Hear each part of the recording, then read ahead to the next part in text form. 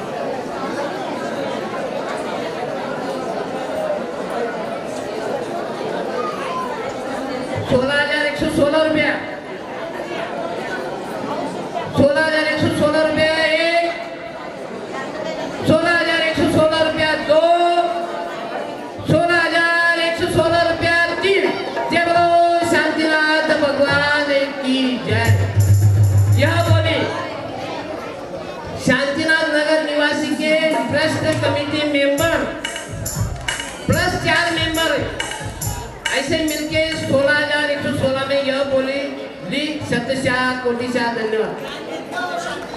शांतिनाथ दिगंबर जैन मंदिर ट्रस्ट ऐसे सब मेंबर मिला के यह बोली ली। शतशः धन्यवाद। 501 रुपया 1,001 रुपया 1,001 रुपया आरती पवस तार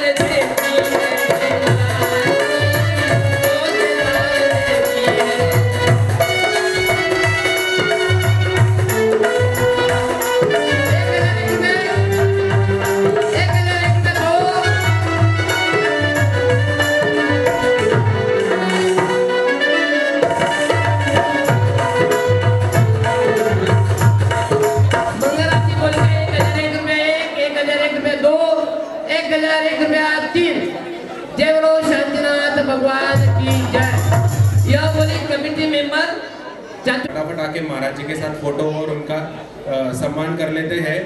फिर जितेंद्र सर जैसे ही आएंगे उनके सामने हम पिछी परिवर्तन का प्रोग्राम करेंगे।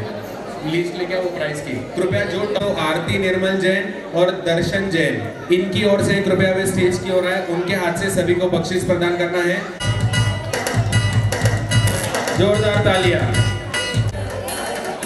जोरदार तालियां बजाए। इन लोगों को शिविर के अंदर फर्स्ट प्राइज मिला है और प्रथम है साक्षी विलास जैन प्रमाणकर।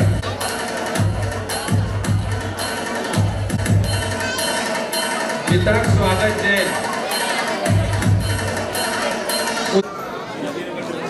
प्रथमा के अंदर प्राइज मिला है और द्वितीय के अंदर भाई को मिला है। ये दोनों भाई बहन है। आनंद फिरक सभी का बहुत बहुत आभार।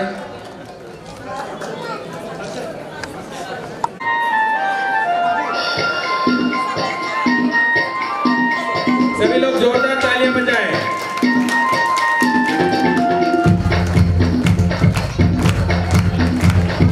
देखो देखो ये है पीछे कुंवर जी की गाड़ी पीछे।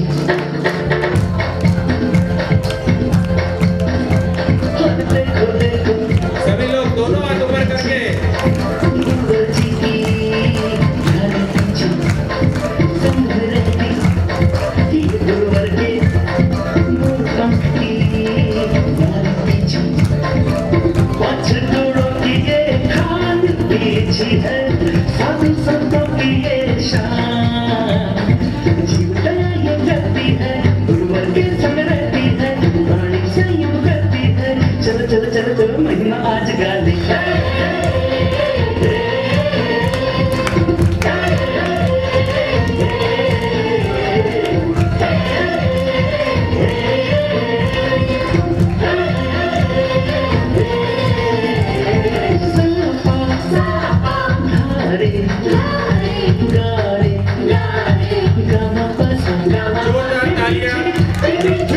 जोरदार सभी लोग हाथ ऊपर करके ताली करेंगे।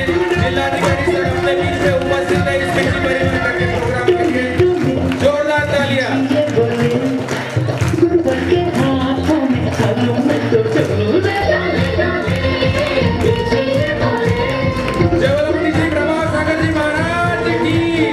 मुनि श्री प्रभात सागर जी महाराज की। पीछे पीछे कितना बता तू, पीछे पीछे कितना बता तूने कौन सा पुण्य किया है। गुरुवर ने खुश होकर के हाथों में थाम लिया है। पीछे बोलो ना, पीछे बोलो ना, पीछे बोलो ना, पीछे बोलो ना। पीछे पीछे कितना बता तूने कौन सा पुण्य किया है। गुरुवर ने खुश होकर के हाथों में थाम लिया है। पीछे बोलो ना, पीछे बोलो ना, पीछे बोलो ना, पीछे बोलो ना।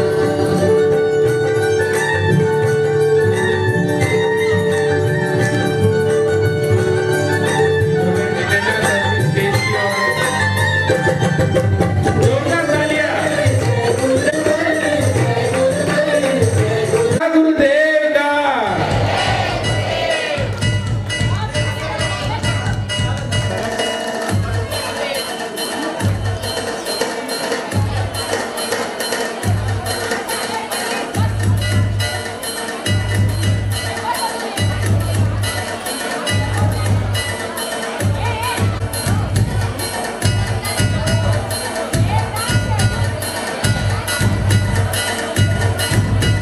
है जो इस जिलाधिकारी धुलिया की पोस्ट पर है, तो ये हमारे लिए बहुत ही गर्व की बात है।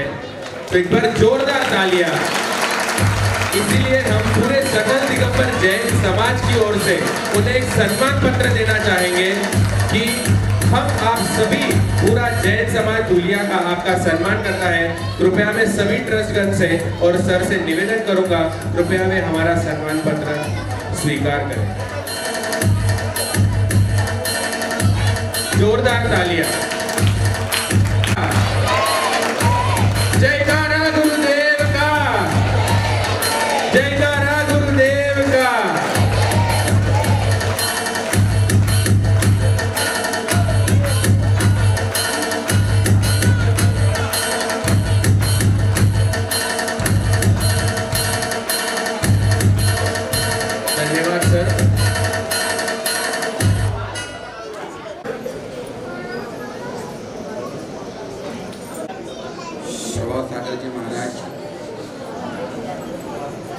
और प्रभात सागर जी महाराज जी के उपलक्ष्य ये उपस्थिति में हो रहा है ये संस्कार शिविर, और उसमें उपस्थित सारे जैन धर्मानुरागी बंधु भगिनी और बच्चे जिनके लिए ये शिविर लगाया गया है।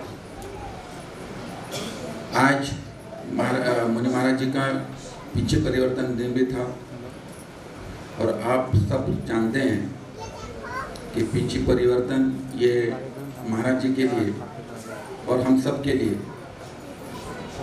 एक उदाहरण के तौर पर होता है कि जो इस मोक्ष मार्ग में चलने वाले तीर्थंकर के दिखाए हुए मार्ग पर चलने वाले महाराज जी अपने सानिध्य में यहाँ पे है, और उनकी पिंची परिवर्तन यहाँ पे हो रही है।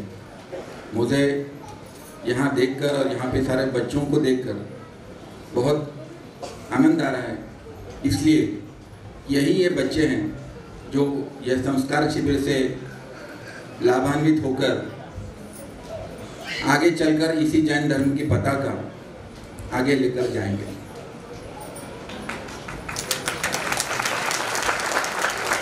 क्योंकि एक जैन धर्म एक ऐसा धर्म है, वो सारे सृष्टि को साथ लिए सारे सृष्टि के लिए काम करने वाला एक ही धर्म है। तीर्थंकर की वाणी में आता है कि वीतरागता ये जैन धर्म का पहला लक्षण अपन मानते हैं, और वीतरागता एक ऐसी वीतरागता है कि सारे रागों के ऊपर जिन तीर्थंकरों ने इनको जीत लिया है उसी मार्ग पर ये मुनि महाराज चल रहे हैं, चलते हैं, इसलिए हम सब के लिए वो पूजनीय है।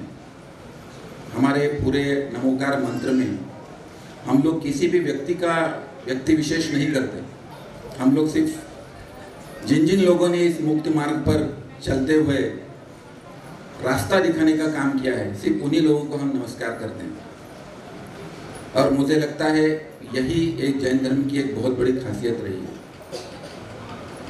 तत्वार्थ सूत्र अब यदि पढ़ते हो, आचार्य उमा स्वामी ने जो तत्वार्थ सूत्र जब लिखा गया, उसका यदि जब अपन एम्ब्लेम बोलते हैं या शुरुआत बोलते हैं, वो वहीं से होती है।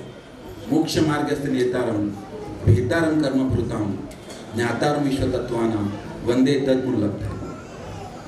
इसका अर्थ यही है कि यही एक मार्ग है जो तीर्थंकर ने दिखाया, यही ये मार्ग है मोक्ष मार्ग से नेतारम जो लेके जाता है। भेतारम कर्म भूताम मतलब अपने सारे कर्मों के पहाड़ों को जो तोड़ते रखता है, सारे कर्मों का नाश करता है, वही आगे मोक्ष जा सकता है। तत्वार्थ सूत्र की सारी 353 सूत्रों में पूरा जैन धर्म समाया हुआ है। मुझे लगता है यही जो धर्म है वो समाया हुआ सारा सूत्रों में, ये चलते बोलते तीर्थंकर जिनको अपन कहते हैं, ये मुनि महाराज जी के आचरणों में, ये सारे 28 मूल गुणों का निरतिचार पालन करने वाली यही एक संस्था हमारे साथ में है। हमें एक आदर्श देती है, हमें एक आगे चलने के लिए प्रोत्साहित करती है, और इन्हीं बच्चों के सामने, इन्हीं सारे जैन धर्मानुरागी जितने भी लोग यहाँ पर खड़े हैं, बैठे हैं, उन सभी लोगों के लिए भी एक आदर्श है। और मुझे लगता है कि सिर्फ इनका जो पिंची परिवर्तन रहे, चाहे उनका आचरण रहे, उनमें से यदि कुछ चीज़ें यदि अपने को समझनी चाहिए तो यही है कि ये आत्मा और ये शरीर, ये दोनों अलग अलग है। यही एक बात यदि समझ के अपन इसको भेद विज्ञान को लेके चलते हैं तो मुझे लगता है कि सारी चीज़ें अपने सामने आ सकती है। यदि ये शरीर और आत्मा को अपने अलग अलग कर लिया, और आत्मा का जो जहाँ पर भी कर्म बंधन होता है, जहाँ भी तत्वार्थ सूत्र में और एक सूत्र आता है, जीव अजीव आश्रव जीव अजीव आश्रव समो निजरा बंधन मोक्ष, जीवाश्रव निर्जर मोक्ष। मतलब ये जो 7 तत्वों का ऊपर जो अभ्यास तो इस तत्व सूत्र में है, वही जो सारा अभ्यास ये मुनि महाराज अपने सारे जीवन में करते हैं। और मुझे लगता है कि वही सूत्र लेकर हम लोग भी आगे बढ़े। हम लोगों को यदि आगे चलना है, ठीक है, किसी को नहीं चलना हो, किसी को अपना गृहस्थी चलानी हो तो भी चलेगा, पर उसमें का एक जो तत्व है वो तत्व यदि अपन चले कि ये जीव और ये अजीव, कौन सा जीव है और कौन सा अजीव है, तो हम सारे चीज़ों को समझ सकते हैं। अहिंसा का जो अहिंसा परम धर्म हम जैन धर्म को मानते हैं, तो इसी अहिंसा को साथ में लेते हैं तो हम लोग, मुझे लगता है कि आगे जा सकते हैं। सारे देवों में हम लोग अपने को सब लोगों को पता है कि बहुत सारे देव हैं, बहुत सारे समाज में, बहुत सारे धर्मों में स्वर्ग जाने का, वैकुंठ जाने का प्रावधान होता है। हम लोग बोलते हैं कि जैन धर्म में जो जिसने जन्म लिया है वो सारा स्वर्ग तो जाएगा ही जाएगा, वो पक्का जाएगा, क्योंकि वो जैन धर्म में जिसने जन्म लिया है। पर स्वर्ग में जाने से अपना समाधान है नहीं, अपना समाधान है मोक्ष जाने का। जो चीज़ें स्वर्ग में जाने से मिलती है वो तो चीज़ें मिलनी चाहिए, वो तो मनुष्य धर्म में भी मिल सकती है, पर मोक्ष जाने के लिए जो करना है वो इस मुनि महाराज जी के चरणों में जब आप सब लोग जब नतमस्तक होते हो तब उनसे यही एक सीख, वही एक आशीर्वाद, वही एक शुभेच्छा उनके तरफ से मिलनी चाहिए कि आप लोग भी अपने अपने स्थान में अपनी गृहस्थी संभालते हुए इस जैन धर्म की पताका को आके लेकर जाएं। और इन्हीं बच्चों के साथ में, क्योंकि अभी ये बच्चे भी काफ़ी दूर दूर होते जा रहे हैं, आपके सारे बच्चों में से कई बच्चे ऐसे हैं कि जो फॉरेन में पढ़ते हैं, कहीं और बड़ी जगह पे पढ़ते हैं, और उन्हें ऐसा लगता रहता है कि ये जैन धर्म में कुछ पढ़ा हुआ नहीं है, जो कुछ भी है वो ऐसा ही है जो दिखता है। दिखने वाली सारी चीज़ें सोना जैसे नहीं होती, ऐसा अपन कहते हैं, चमकने वाली सारी चीज़ें सोने नहीं होती। उसी तरह जैन धर्म के जो तत्व हैं वो तत्वों को समझने के लिए कुछ अपना संस्कार अपने को अच्छे बच्चों को देने पड़ेंगे, और उनके लिए पाठशालाएं हो या ऐसे संस्कार शिविर हो, इसका प्रावधान हर जगह पे होना चाहिए। इन्हीं शुभेच्छा और शुभकामनाओं के साथ मैं मेरे शब्दों को विराम देना चाहूँगा। और मुझे यहाँ पर जो कुछ 2 शब्द रखने की अनुमति मिली, महाराज जी ने भी अनुमति दी, उसके लिए मैं महाराज जी के चरणों में भी नमोस्तु करता हूँ। और महाराज जी आपके नमोस्तु करते हुए मैं यही शुभेच्छा मांगूंगा, ये आशीर्वाद मांगूंगा कि आप मेरे साथ भी, मेरे इस जीव के साथ में भी ऐसा ही कुछ ऐसा ही आशीर्वाद दें कि इस जीव को आगे चलकर इस मोक्ष मार्ग पर चलने की संधि मिले। तो महाराज जी, मैं दोनों महाराज जी को परिवार में नमोस्तु करता हूँ। Thank you. छोटा सा धन्यवाद। आपने देखा ही रहेगा कि इतनी बड़ी पदवी के साथ उनका स्वाध्याय में भी कितना रुचि है कि आज वो इतने बड़े पद के साथ भी रोज सुबह शाम रोज स्वाध्याय करते हैं। और आपने ये देखा रहेगा कि स्वाध्याय सत्कार किया है, ये भी हमारे दानदाता है, तो हमारा कर्तव्य होता है कि उनका भी सत्कार करना चाहिए।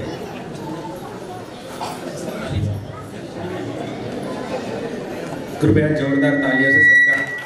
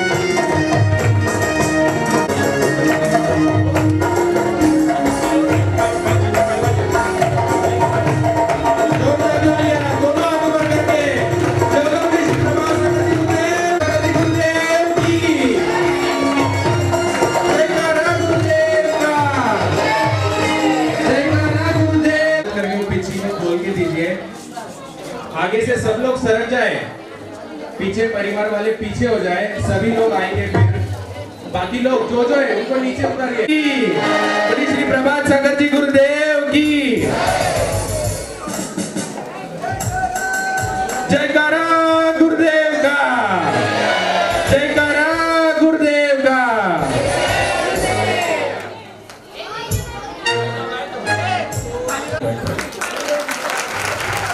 और एक बात सुनिए, जालना सोने का पालना, उस पालने में से ऐसे हीरे निकलते जो आपको सबको आशीर्वाद देते हैं।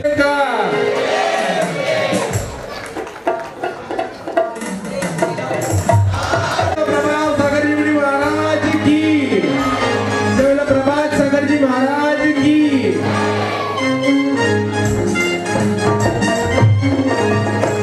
सभी दोनों हाथ ऊपर करके तालियां बजाएंगे।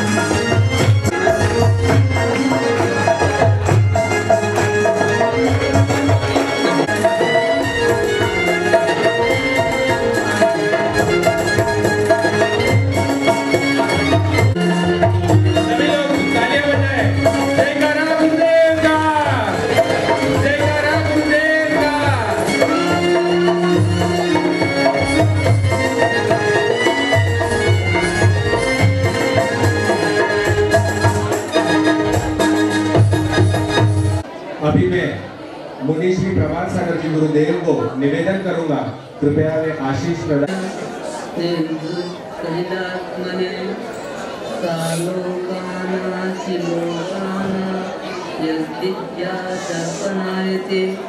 देवो देवादिदेव शांतिनाथ भगवान की जय, पार्श्वनाथ भगवान की जय, चंद्रप्रभु भगवान की जय।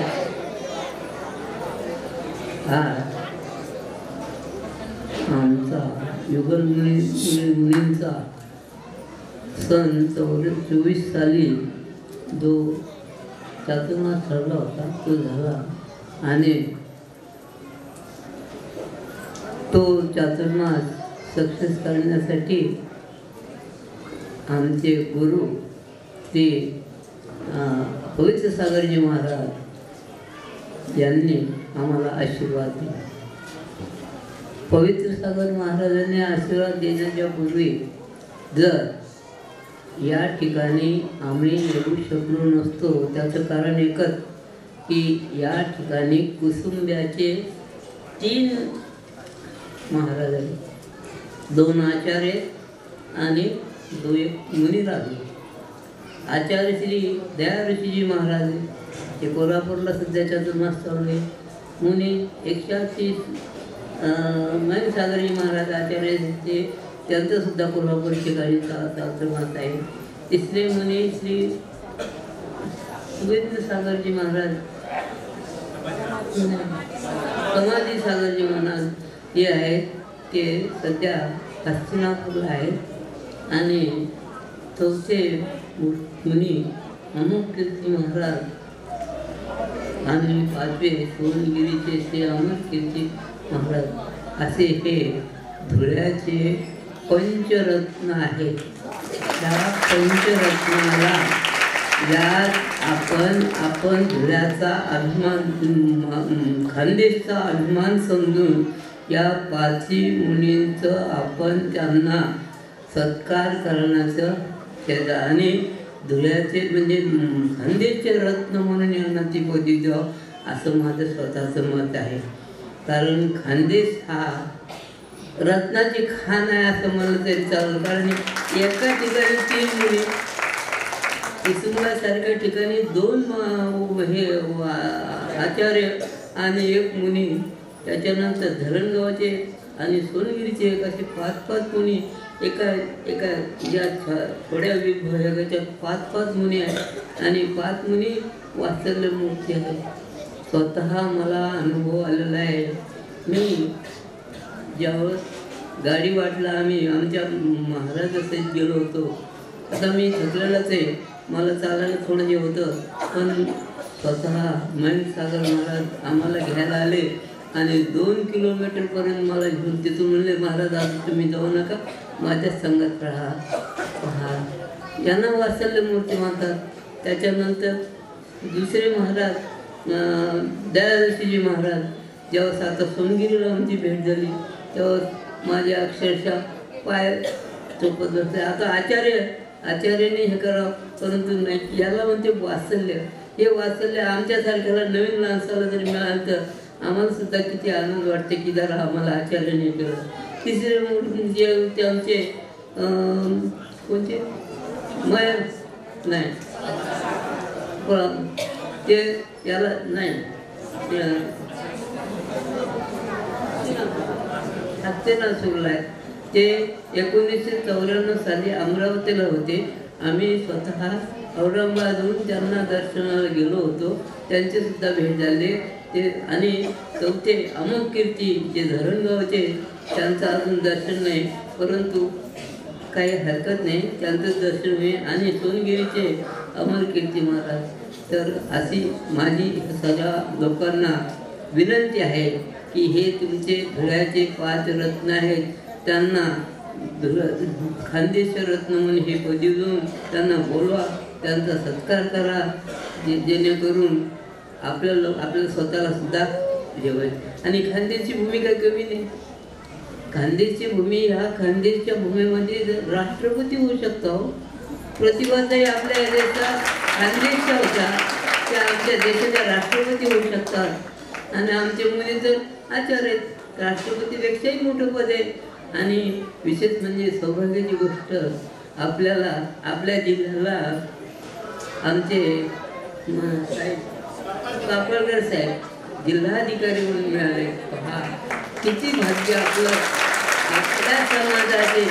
म्हणून त्यांचं आपण हे केलं, त्यांचं सुद्धा जेव्हा आपण महाराजाचा सत्कार करू तेव्हा त्यांचं सुद्धा खानदेशी रत्न म्हणून सत्कार करायला जैनाचे आमचे आहे, पण का करू घरून त्यांचा सत्कार करा.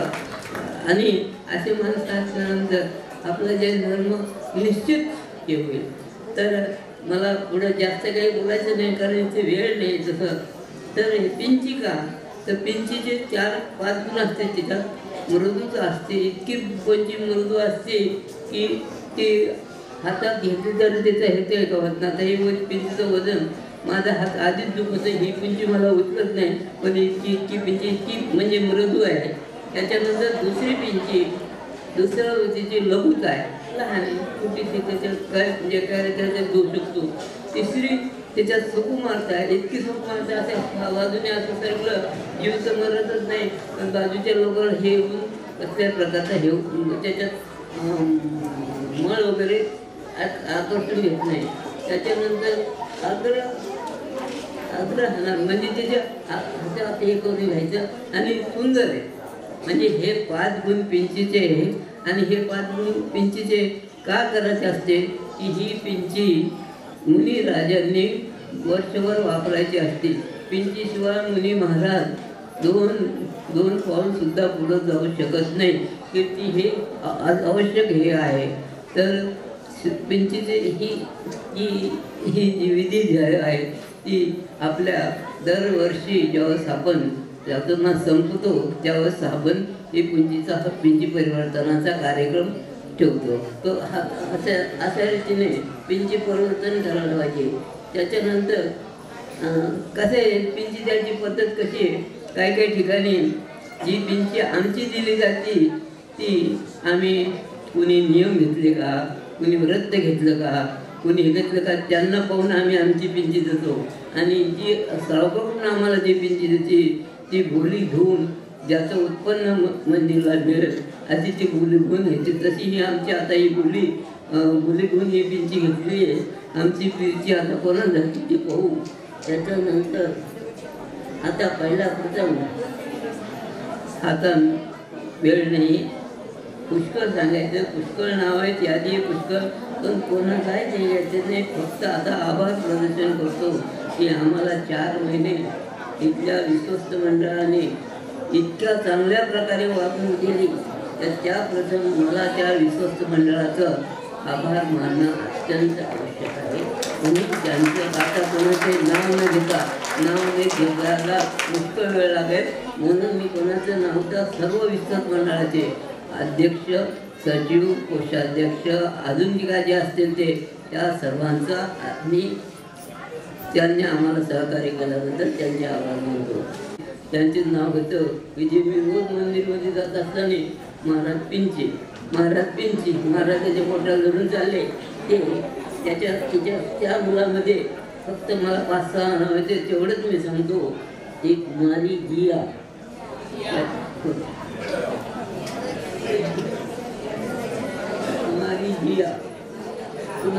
कुमारी माऊ, डॉक्टर साहेबांची मुलगा आणि मुलगी विश्वरांश आणि सानवी आणि डॉक्टर शाहसाहेबांची मुलगी नव्या आणि मिप्टी असे हे 5-6 मुलं जे मला भेटल्यानंतर महाराज पिंजीदा मला जाताना घेऊन जातात, त्या मुलाचे मी आभार मानतो. आणि आज मी जास्त काही बोलत नाही. आता 4:45 वाजत आले. मोठ्या साहेबांना त्यांना जाण्याचा वेळ झाला आहे.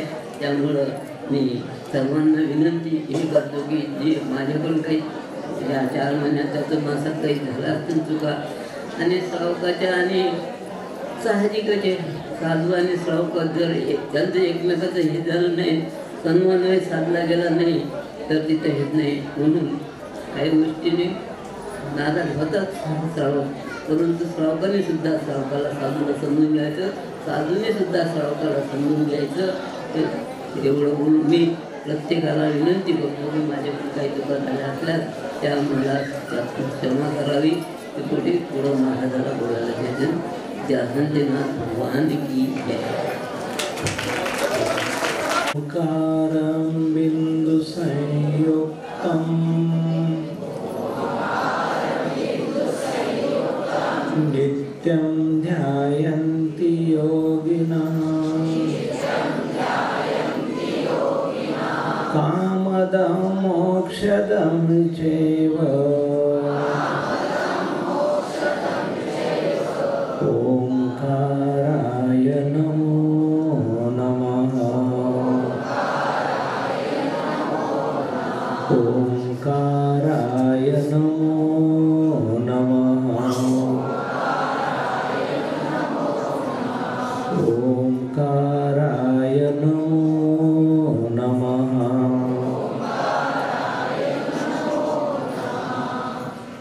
24 तीर्थंकर भगवान की, समस्त प्राचीन आचार्य भगवान की, आचार्य श्री पवित्र सागर जी महाराज की.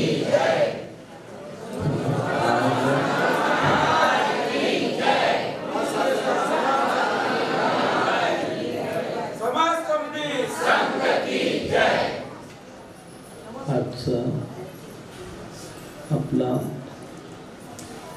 एक प्रकारे समापन कार्यक्रम आहे. समापन याचा एक दुसरा शब्द प्रचलित आहे. आपण कोणतेही व्रत जर घेतो, ते व्रत संपल्यानंतर त्या व्रताच्या शेवटच्या कार्यक्रमाला काय म्हणतो? पारणा. काय म्हणतो? पारणा म्हणतो का नाही? तसा हा चातुर्मासाचा पारणा आहे. पारणा याचा अर्थ काय? पारणा याचा अर्थ आपण सहजतेने असा लावतो की जी वस्तू जे व्रत ग्रहण केलं होतं ते व्रत संपलं, आता आम्ही निश्चिंत झालो, नाही का? याचा अर्थ लावतो. पण पारण्याचा अर्थ तो नाहीये. पारण्याचा अर्थ त्या शब्दामध्येच भरलेला आहे. पार ना, ज्याला पार नाही आहे तो पारणा. तर हा चातुर्मासाचा पारणा जो आहे तर अशा रीतीनं साजरा करा की त्याचा पार नाही झाला पाहिजे. काय केलं आपण चातुर्मासात? चातुर्मासात काय केलं आपण? भगवंताची भक्ती केली.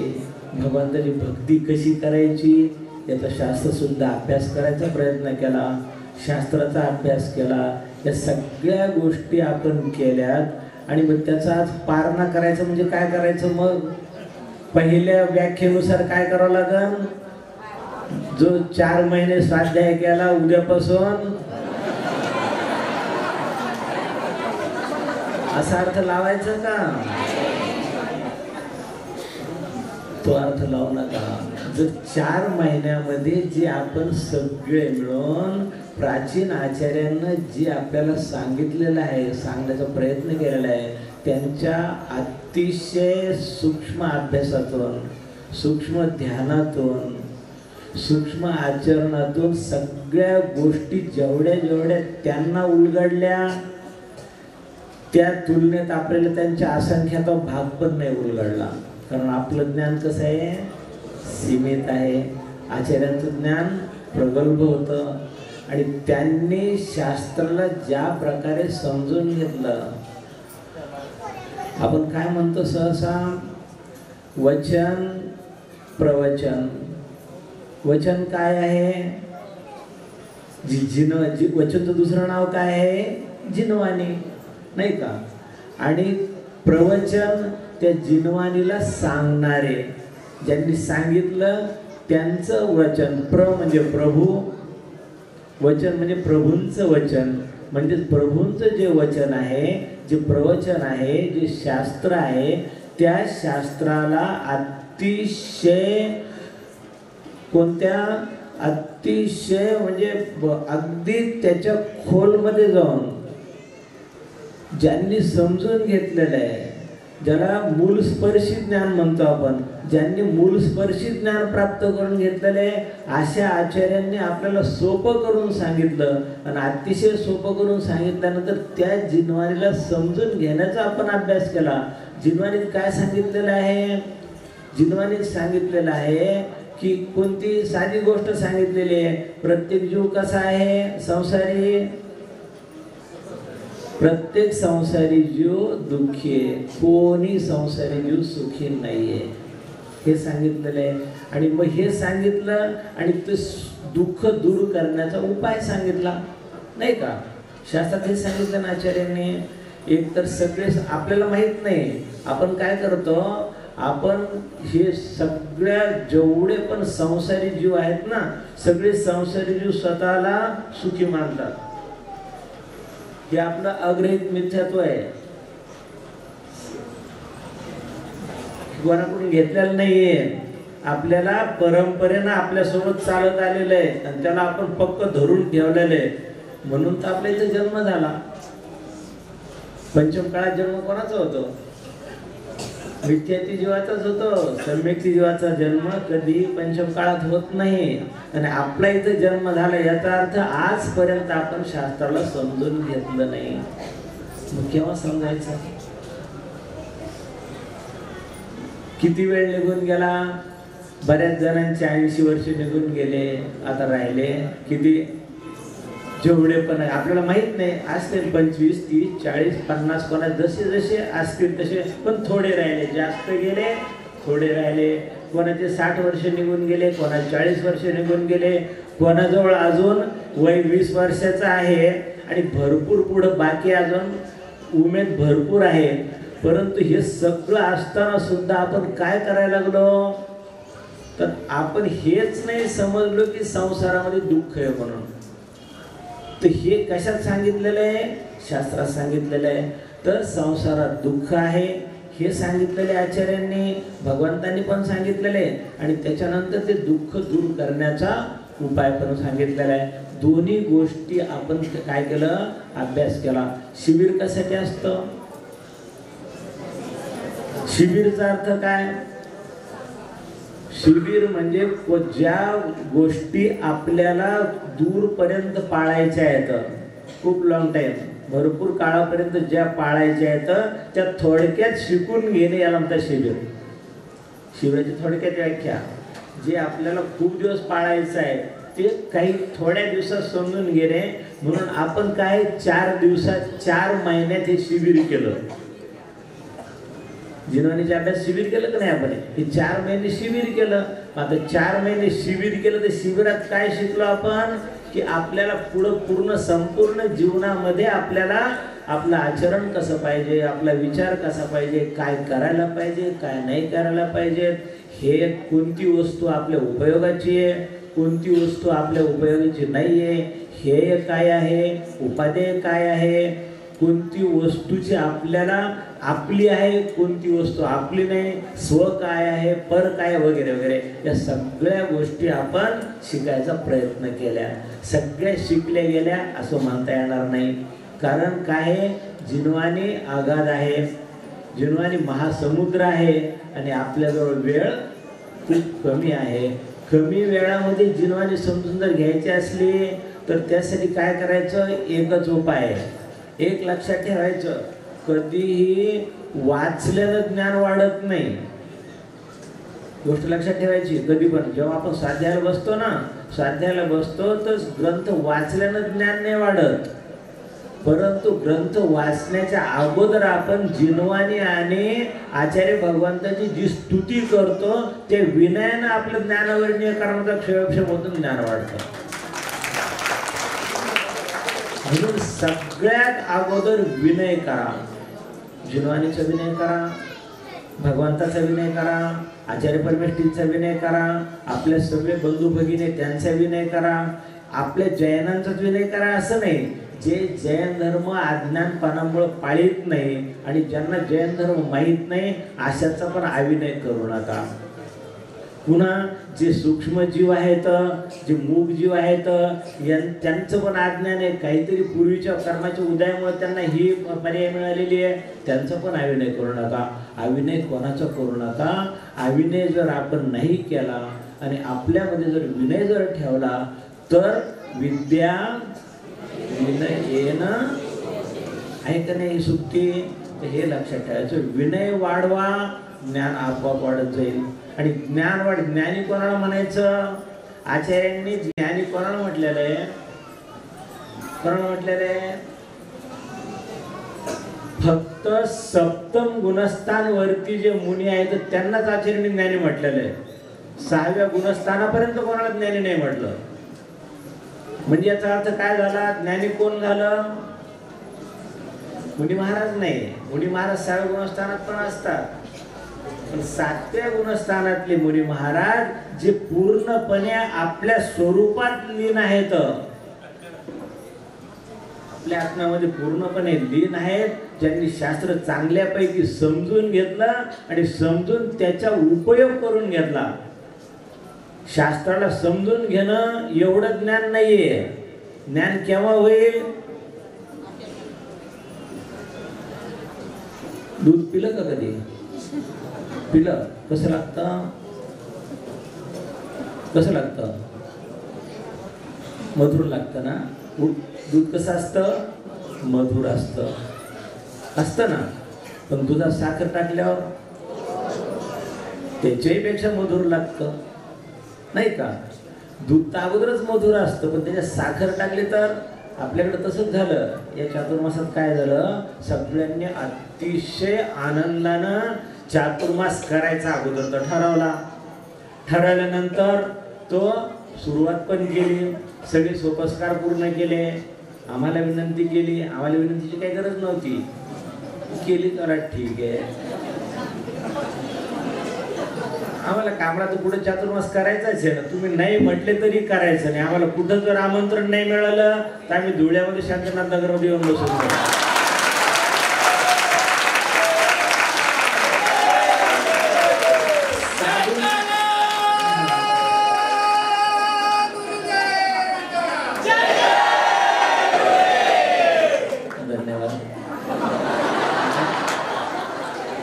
तर साधूंना आमंत्रणाची गरज नसते. साधू अतिथी असतात.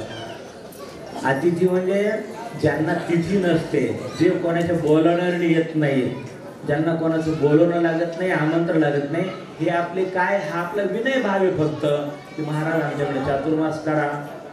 आम्ही तर काय कोणत्याही गावाला जाऊन समजा चतुर्दशीच्या आदल्या दिवशी, चतुर्दशीची चातुर्मास स्थापना होती का नाही, आणि त्रयोदशी दिवशी आम्ही जाऊन त्या गावात बसलो श्रावक काय आम्हाला म्हणतील का आमच्याकडे चातुर्मास करू नका म्हणून? तर तो विषय नाही, आम्हाला विनंतीचा विषय नाही, परंतु आपण आपला विनय दाखवला, चातुर्मास केला आणि अतिशय सगळ्यांनी मन वचन काय ना त्याच्यामध्ये काय केलं, इतकी म्हणजे दुधासारखी मधुरता आली आणि त्याच्यात पुन्हा साखर पडली. कशी साखर पडली? आपला चातुर्मास सुरू व्हायची वेळ आणि जिल्हाधिकारी म्हणून येण्याची साधल्या गेली आणि आपला आनंद काय झाला, बहुगुणित झाला. म्हणजे अतिशय त्याच्यामध्ये अगोदरच मधुर, त्याच्यामध्ये पुन्हा साखर पडली आणि मग काय झालं, मधुरता खूप वाढली. अशा प्रकारे ज्या वेळेस आपण आपल्याकडे ज्ञान आहे पण ज्ञानामध्ये जर आचरण रूपी साखर टाकली तर काय होईल, ते अतिशय मधुर होईल आणि म्हणूनच त्यांना आचार्यांनी ज्ञानी म्हटलेलं आहे. तर अशा प्रकारे खरे ज्ञानी कोण आहेत, जे सप्तम गुणस्थानावरती आहेत. कोणाकोणाला बनायचे खरे ज्ञानी?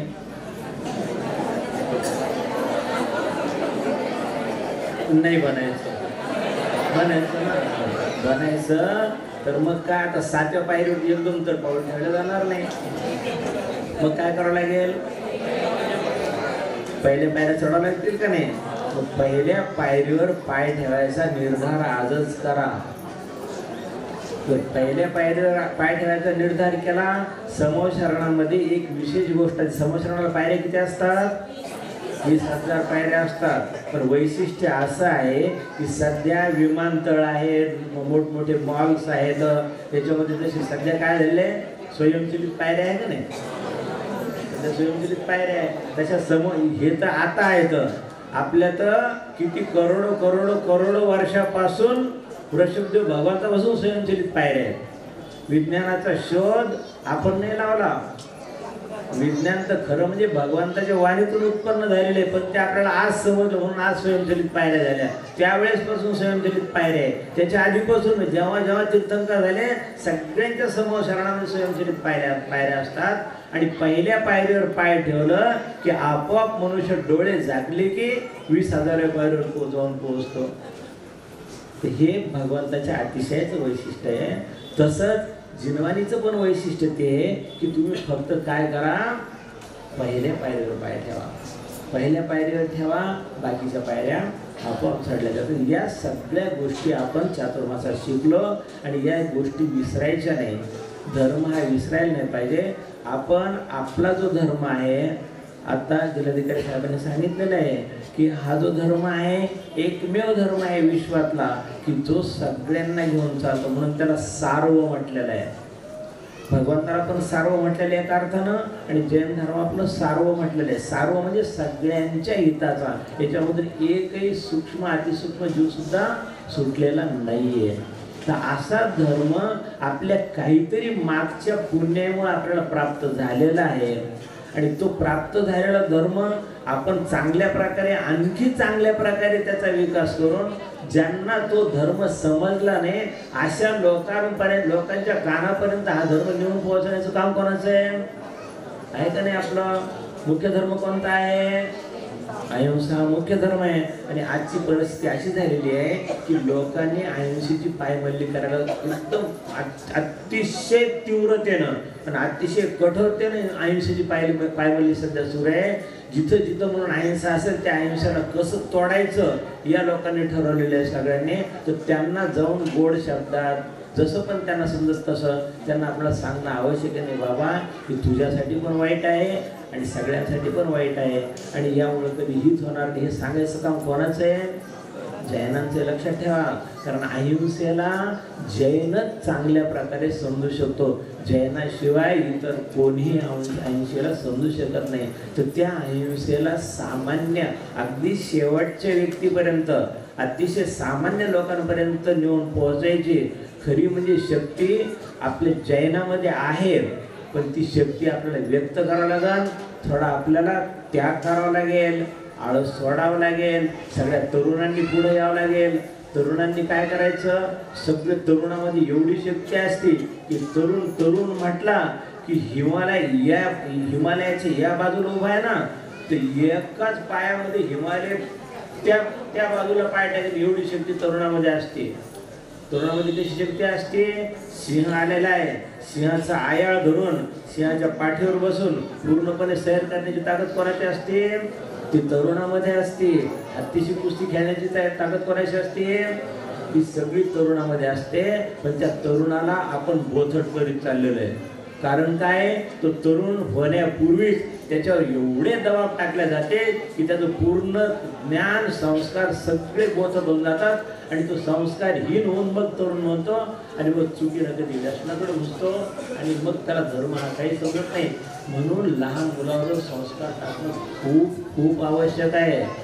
लहान जर समजा एक लक्षात ठेवा, अतिशय आभक्ष पदार्थ कोणते येतात? अतिशय आभक्ष 3 माकार. अतिशय आभक्ष पदार्थ कोणते येतात? 3 माकार. कोणते कोणते? मद्य जैनाच्या घरात येतं का? चुकून पण येतं का? येण्याचा विचार पण होतो का? ही आपली परंपरा आहे आणि आपण ती चांगल्या प्रकारे पाळतो हे बरोबर आहे. परंतु आपल्या छुप्या रस्त्यानं ते सगळं आपल्या घरात यायला लागलं. या गोष्टीकडे सगळ्यांनी लक्ष दिलं पाहिजे. आपल्या जर समजा आपले कुलाचार किती आहेत? कोणते कोणते आहेत? सगळ्यांची पाठ झाली असतील आता? पाठ झाली ना? बरोबर वाचून कोणते कोणते येतात? भगवंताची पूजा, दुसरा पाणी गाळून वापरणे, तिसरा आता हे स्वतःच्याच मनाला विचारा की किती घरामध्ये रात्री चौका बंद असतो, लॉक. जैन आहोत ना आपण. मैं जैन हूं, मुझे जैनत्व का गर्व है. त्या सगळ्या गोष्टी वाचायच्या आहे, ऐकायच्या आहेत तर नुसते का म्हणायच्या आहेत? करायच्या आहेत का नाही? मग मी जर जैन आहे तर मी जर जैन आहे तर मी कुलाचार पाळायला पाहिजेत का नाही? जर मी कुलाचार पाळायला पाहिजे तर आपलं घर, आपलं स्वयंपाकघर, चौकाघर रात्री उघड असल्या म्हणजे बंद असायला पाहिजे. हे सगळ्यांनी लक्षात ठेवा. आपल्या घरामध्ये अशुद्ध पदार्थ, जे पदार्थ आपण 3 माकारचं ठीक आहे, पण 5 औदुंबराचे, हे 5 औदुंबर सगळे आपल्या घरामध्ये औषधी रूपानं म्हणा किंवा बाहेरच्या ज्या वस्तू हॉटेलच्या वगैरे खातात ना, हे सगळ्यांच्या घरात यायला लागलं. त्याला पायबंद घालणं कोणाचं काम आहे? या सगळ्या गोष्टींचा विचार उद्यापासून करा. कारण चातुर्मासात आपल्याला हा वेळ भेटला नाही. चातुर्मासात आपण फक्त आराधना केली, पण उद्यापासून सगळ्यांकडे वेळ आहे. सगळ्यांनी या गोष्टीचा विचार करा. आपलं घर किती पवित्र राहील आणि पवित्र केव्हा राहील? आपण जिरवाणीच्या तत्वानुसार चाललो तर, नाही का? म्हणून आपलं घर पवित्र ठेवा. आपलं घर पवित्र ठेवल्यावर आपल्या आत्म्यामध्ये एवढी शक्ती की आपण 10 गोष्टी सांगण्यापेक्षा एकच गोष्ट सांगितली, त्या एक गोष्टीचा प्रभाव लगेच पडेल. जर जैनासारखा वागला तर शेजारचा माणूस पण जैनासारखा वागतो, जैन नसून सुद्धा. एक लक्षात ठेवा. पूर्वीच्या काळी कसं होतं, आता नाहीये. पूर्वीच्या काळी काय होतं? थोडक्यात उदाहरण, जर कोणाकडं जर अजैन मित्राकडं जर लग्न असेल तर काय होत होतं पूर्वीच्या काळी? ज्येष्ठ मंडळींना माहीत असेल, कोरडा शिदा वाजत गाजत आपल्या घरी येत होता का नाही? वाजत गाजत आपल्या घरी येत होता. आज पण त्यांची तयारी आहे, पण आपण स्वतःला भ्रष्ट करून टाकलं. एखादं कोणी म्हटला की ह्या बाप आमच्याकडं लग्न आहे आणि तुम्ही तर रात्री नाही, आम्हाला चालतं.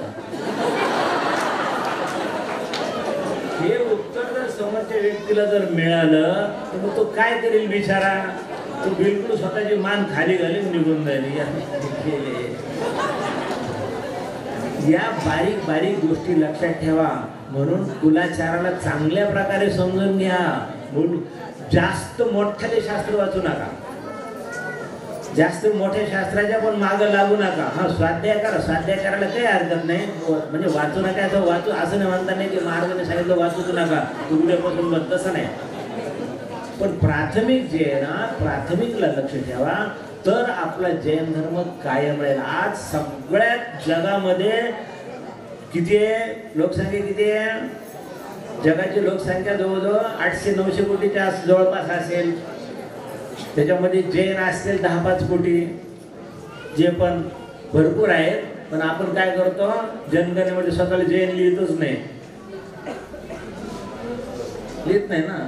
एक तर माहिती नाही आहे, आज्ञा नाही, आणि दुसरी शरम वाटते किंवा शेजारचा काय म्हणेन, किंवा तो अधिकारी जो आलेला आहे आपल्याकडं लिहून घ्यायला त्यालाच चांगलं वाटेल का वाईट वाटेल असं वगैरे वगैरे. सगळ्या तर संख्या भरपूर आहे. पण सगळे जैन आज अत्यंत घोर संकटात आहेत. सगळा जैन समाजात संकटात आहे.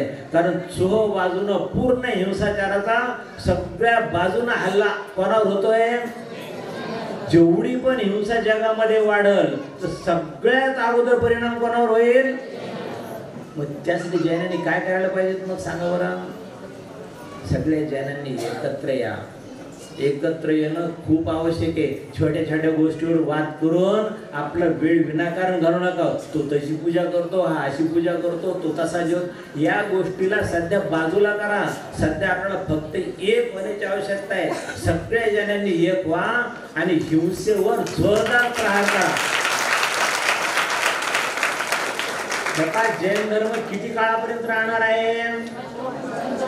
आणखी 18,500 वर्षापर्यंत राहणार आहे. जैन राहणार आहे, जैन संपणार नाही, जैन राहणार आहे. पुढे काही असा काही एखादा महापुरुष निघल की जेवढे सगळ्या 900च्या 900 कोटी लोकांना जैन करून टाकेल, असा महापुरुष उत्पन्न होईल नक्कीच. कारण दर 1000 वर्षांनी एक अवधिज्ञानी मुनी उत्पन्न होणार आहेत. ते होईल तेव्हा होईल, ते करतील त्यांचं पुण्य त्यांना लागेल. आपण काय करायला लागलो? आपला पुरुषार्थ काय आहे? आपला पुरुषार्थ झिरो. फक्त मुलांना कॉन्व्हेंटमध्ये टाकणे, मोठ्या मोठ्या शाळेत टाकणे, भरपूर जिथं ज्या ठिकाणी 5 लाख आहे ना, 5 लाख रुपये वर्षाचं जर डोनेशन किंवा फीस असेल, अरे ही शाळा बरोबर नाही, 10 लाखावाली त्याच्यापेक्षा चांगली असेल तर 10 लाखाच्या डोनेशनवाल्या शाळेत आपण मुलांना नेऊन घालतो. त्या ठिकाणी ते काय करतात, मेणबत्तीनं आरती करायची शिकवतात आणि आपल्या इथं शुद्ध गाईच्या तुपानं आरती करायला सांगितलेले. हा फरक आपल्या लक्षात नाही यायला लागला. हा लक्षात आणा. मुलांना ज्या ठिकाणी आपल्या धर्माची शिक्षण मिळतं, आपले संस्कार मिळतं, अशा शाळेत टाका. काय ठेवलेले त्याच्यामध्ये? या गोष्टीचं चिंतन आवश्यक करायला पाहिजे. या सगळ्या गोष्टी चिंतनाद्वारे होतील. त्यासाठी काय करा, दर रविवारी सगळ्यांनी मंदिरात जमा व्हा. सगळ्यांनी आपसामध्ये काय करा, आपसामध्ये हिरवूज करा, चिंतन करा, एकमेकाच्या समस्यांचा विचार करा, त्यांच्या समस्या सोडवण्याचा प्रयत्न करा. आपल्या धर्माला चांगल्या प्रकारे सम्यक दर्शनाचे जेवढे पण 8 अंग आहेत, सम्यक दर्शनाच्या 8 अंगाचा बारीक बारीक अभ्यास करा. आणि बारीक अभ्यास करून तो सम्यक दर्शन आत्मसात करा. हा जैन धर्माला नक्कीच चांगले दिवस येतील. 18,500 वर्षानंतर जैन संपणार आहे, पण आजच जैन धर्म नष्ट होणार आहे. पण आपण आजच तो नष्ट करायच्या पाठीमागे लागलेलो आहे. जैन धर्म नष्ट होण्याच्या किंवा जैन धर्माची हानी होण्याच्या पाठीमागं इतर लोक कारणीभूत नाहीये, स्वतः जैन कारण आहे. एवढं लक्षात ठेवा. त्याचं चांगल्या प्रकारे चिंतन करा, ते चांगल्या प्रकारे संघटन करा. कारण सध्या हे संघटनेचं युग आहे. या संघटनेच्या बळावर ज्यांची -0च्या पाठीमागे ज्यांचं आचरण आहे, इतकं अशुद्धामधलं अशुद्ध आचरण ज्यांचे, ते मोठमोठे चांगले पुढे गेले. कशाच्या बळावर? आनंदजी महाराज नेहमी सांगायचे की बाबा हे काय, सध्या संघटनेचं युग आहे. संघटनेच्या युगामध्ये जैनांनी एकत्र या. तर त्यासाठी तरुणांनी थोडं पुढे यायला पाहिजे, थोडा त्याग करायला पाहिजे. आपण त्याग धर्मांगाय नमः म्हणतो आणि त्याची 108 वेळा माळ घेतो. 108 वेळा माळ घेतो आणि एक माळ संपली की स्वतःला कृतकृत्य समजून जातो बस. आणि घरी जाऊन पुन्हा रात्री 9 वाजता या सगळ्या गोष्टीचं चिंतन करा. वेळ भरपूर झालेली आहे, सगळ्यांना पुढं पण वेळ आहे. आपण पुन्हा जसा पण आपल्याला प्रसंग मिळेल तसं आपण जिनवाणीचं चिंतन नंतर आपण पुन्हा विश्लेषण करूया. आणि आपण सगळी मिळून हे पहा, या धर्मरथाची 2 चाक असतात. कोणती 2 चाक आहेत? एक श्रावक आहे, एक मुनी आहेत. दोघांनी एकत्र या आणि एकत्र येऊन धर्माला चांगल्या प्रकारे आपल्याला पुढे घेऊन जायचंय. हे पहा, जर एक सांगा, एखादा व्यक्ती जर रोज दूध पित असेल, रोज दूध पितोय रोज एखादा व्यक्ती, 2 महिन्यानंतर काय होईल? एकदम हडबड होऊन जाईल का? होईल का नाही? नक्की. काही शंका कोणाला नाही ना? बिलकुल. जसं दूध पिल्यानंतर नियमानं आपली शक्तीच वाढणार आहे, तशी जिनवाणीची आराधना केल्यानं आणि त्यानुसार आचरण केल्यानं आपला उत्कर्षच होईल. तेवढं फक्त लक्षात ठेवा. त्या प्रकारे कार्य करायचं. देवांदेव श्री शांतीनाथ भगवान की जय.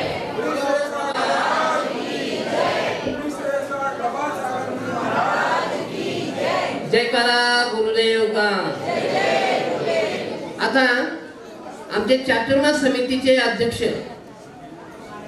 माननीय प्रतीकजी ठोलिया यांचा सन्मान आमचे धुळे जिल्ह्याचे कलेक्टर साहेब माननीय श्री पापळकर साहेब यांच्या हस्ते होणार आहे. तर यांच्या सन्मानासाठी उपस्थित राहावे. प्रतीकभाई.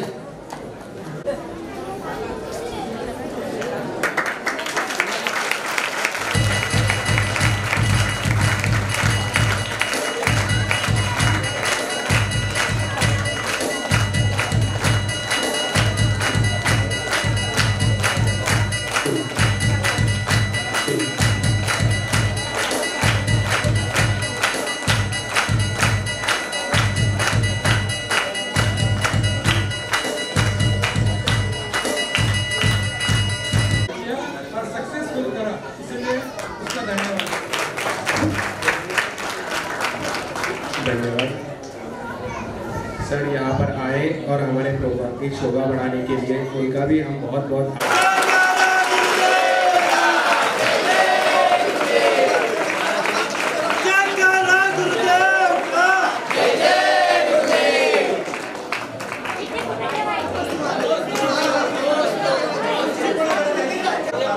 अनेक पंख याच्यामध्ये अनेक पंखांनी बांधून ठेवलेली आहे, ती बांधलेली आहे. त्याच्यामुळे सगळ्या पंखाला एकत्र करून एक झाल्यामुळे याच्यामध्ये खूप शक्ती आलेली आहे. तर आपण सगळेजण एकाच दोरीमध्ये बांधून राहा. आपली एकी कायम ठेवा आणि धर्माची पताका दूर करा.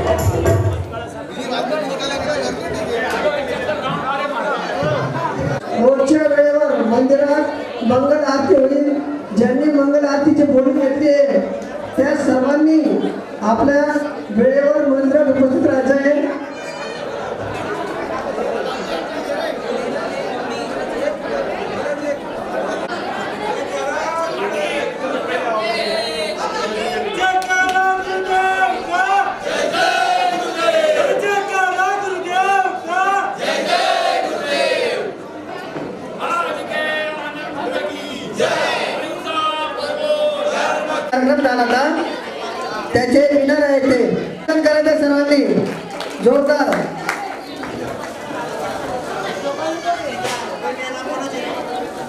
हा सारिका भाभी चला. रत्ना जैन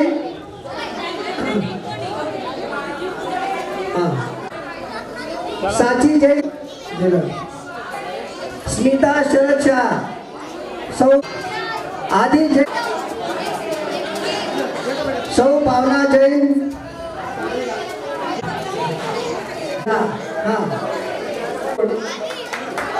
वारे वाह, अभय जैन,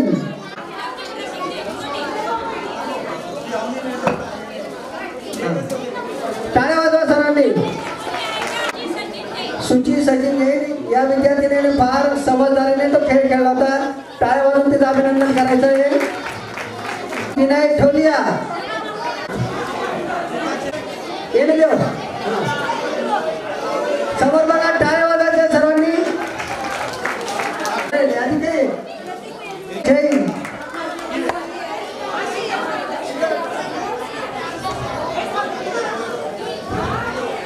दुसरा बक्षीस आहे जिग्नेश हेमंत जैन, स्नेहल जैन. हा 4 बक्षीस होती. संगीत खुर्चीमध्ये 2 मुलं आणि 2 मुली. उत्स्फूर्तपणे यांनी त्या कॉम्पिटिशन मध्ये हा साची मुलांनी त्यांच्या हाताने बक्षीस द्यायचे. सौ पूजा सचिन पाटणी, त्यांनी सागर पाटणी, कुमारी स्वरा राजे जैन, चिरंजीव भाविन पारस शेठी, लब्बी प्रतीक्षा, हाँ कुमारी आदिती जिनेंद्र, कुमारी प्राप्ति विनय ठोर, यू चल तू आजा. चिरंजीव आदि स्नेहल जैन, चिरंजीव आदि स्नेहल जैन आहे का? हाँ ये बेटा. कल्पेश जिनम कल्पेश जैन, कुमारी श्वेता. लहान मुलांनी मागे सरका, थोडा रस्ता मोकळा सोडा. चला बेटा टाका थोडं. हाँ हाँ कोपर काम झालं.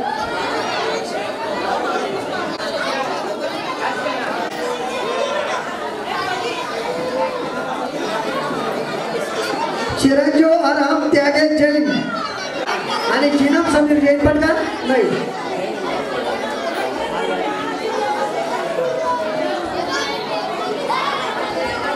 अरे थांबो, ही कोण लिहिलं त्याने? बाकी जाम घेऊन जा तुम्ही.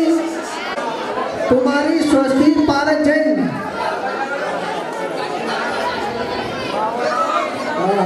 हाँ स्वस्ती पारस जैन. ले बेटा धराया आगळा. हाँ उभे रहे. स्वस्ती पारस जैन. चिरंजीव स्वर्ण नितीन जैन, नितीन हो स्वर्ण नितीन जैन, चिरंजीव स्वर्ण नितीन. स्नेहल जैन, चिरंजीव आयु, स्मित किरण अन्नारा स्मित. हा चला दर्पण शांतीची मम्मी. कुमारी मुग्धा सचिन जैन,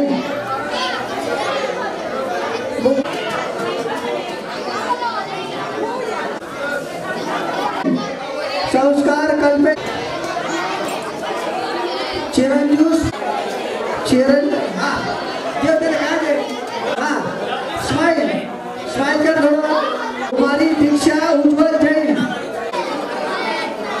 आहे का? कुमारी निक्षेप सागर, चिरंजीव स्माइल कर. चिरंजीव श्रवण महावीर जैन, प्राची पारस जैन आहे का? नहीं है पर. चिरंजीव सागर, चिरंजीव निपुण संदीप संजय जैन, चिरंजीव प्रथम विशाल ठोलिया. हाँ कुमारी स्वरा राज. अरे आ जाओ भाभी. दिनेश जैन, कुमारी निधि असं नाही म्हणायचं. हा व्हेरी गुड.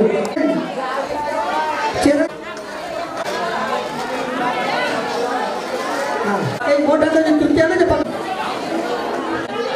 करिश्मा प्रतीक जैन.